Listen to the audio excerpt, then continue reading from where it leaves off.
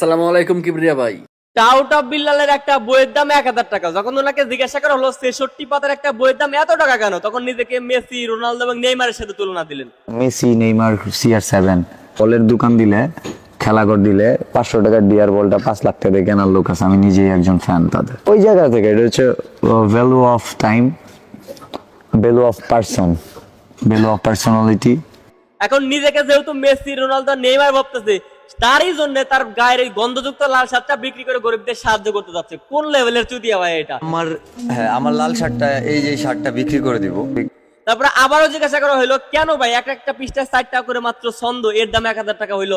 তখন সে বলল যে আমার সময়ের ভ্যালু এবং পার্সোনালিটির দাম এটা বইয়ের দাম না। Value of time, value of person, value of personality.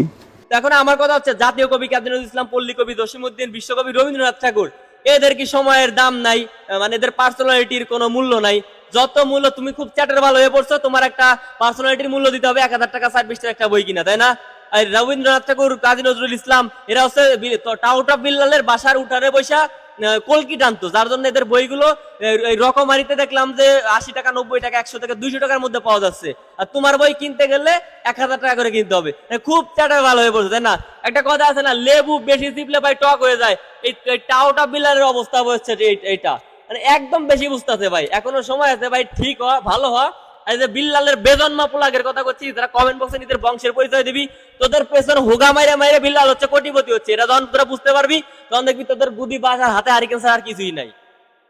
Case Kibria ভাই, আসসালামু আলাইকুম। বড় ভাই, কি অবস্থা, কেমন আছেন? অনেকদিন পর আপনার ভিডিও পাইছি ভাই, তার জন্য আপনাকে আমি স্ক্রিনে তুললাম ভাই। কেমন আছেন কমেন্ট অবশ্যই জানাবেন।